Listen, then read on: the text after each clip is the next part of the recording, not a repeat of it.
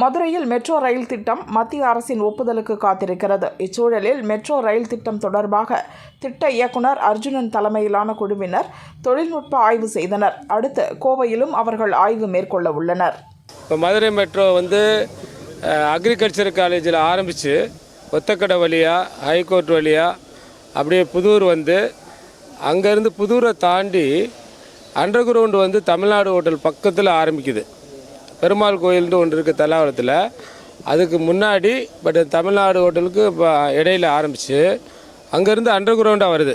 American காலேஜில் ஒரு station இருக்கும், வைகை ரிவருக்கு கீழே ஒரு அண்டர் கிரவுண்டாக மீனாட்சி அம்மன் கோயிலில் ஒரு அண்டர் கிரவுண்டு வரும்.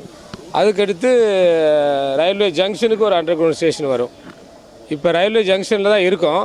இந்த ரயில்வே ஜங்ஷன்லேருந்து ஆரம்பிக்கிற இந்த under ground station Virudhunagar first Rameswaram நோக்கி ஒரு லைன் போகும். ரயில்வே ஸ்டேஷன்லேருந்து போனால் அந்த ராமேஸ்வரம் லைனை கிராஸ் ஆகுது, ரயில்வே ட்ராக்கை கிராஸ் ஆகுது. கிராஸ் ஆகும்போது ரயில்வே என்ன சொல்லியிருக்காங்கன்னா 10 மீட்டர் அது கீழே இருக்குன்னு சொல்லியிருக்காங்க. அதை கிராஸ் பண்ண உடனே மெஜிரா காலேஜினுடைய பின்புறமாக மேல் நோக்கி போகுது, ஒரு ரேம்புன்னு சொல்லுவோம், ஸ்லோப்பில் போகுது. அந்த கிராஸ் பண்ணி ஸ்லோப்பில் போய் ஆண்டாள்புரம் பிரிட்ஜ் பக்கத்தில் again Virudhunagar side railway track வருது. அந்த ரயில்வே ட்ராக்கில் ஒரு 6.75 மீட்டர் மேலே போகணும்.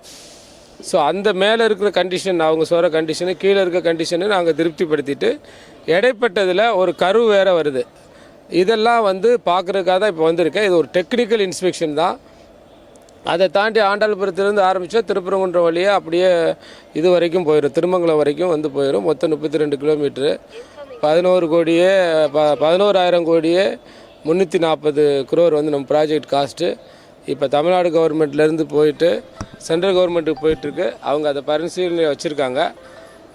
அதுக்கு முன்னோடியாக நாங்கள் இப்போவே அந்த சிக்கலான இடங்களை பார்த்து அதை மற்ற ஸ்டேக் ஹோல்டர்ஸ் ரயில்வே அவங்களோட பேசி அதையெல்லாம் ரெடி பண்ணி வச்சுக்கிடுவோம். ப்ராஜெக்ட் சாங்ஷன் ஆகும்போது காலதாமதம் இல்லாமல் சீக்கிரமாக அதை செய்கிறதுக்கு இது ஒரு வழிவகுக்கும். சொல்லுங்கள். கிட்டத்தட்ட அந்த மெட்ரோ அமைப்பதற்கான அனைத்து சாத்தியக்கூறுகளும் மதுரைக்கு இருக்குது. எல்லா சாத்தியக்கூறுகளும் இருக்குது. டிபிஆர் அந்த விரிவான திட்ட அறிக்கைன்னு சொல்கிறோம் இல்லையா, டீட்டெயில்டு ப்ராஜெக்ட் ரிப்போர்ட், அது ப்ராசஸில் இருக்குது. சென்ட்ரல் கவர்மெண்ட் போயிட்டு அவங்க பாசிட்டிவாக கேள்வி கேட்டு வந்திருக்கு, திருப்பி நம்ம அனுப்பியிருக்கோம். அனுப்பின பின்னாடி தான் இப்போ நம்ம மற்ற அந்த சிக்கலான லொக்கேஷன்லாம் பார்த்து கொஞ்சம் ரெடி பண்ணி வச்சுக்கிறோம். அது கோயம்புத்தூருக்கும் சேர்த்து ஒன்றா தான் அனுப்பியிருக்கோம். அடுத்து நாங்கள் செவ்வாய்க்கிழமை மேனேஜிங் டைரக்டரோட கோயம்புத்தூருக்கும் போகிறோம்.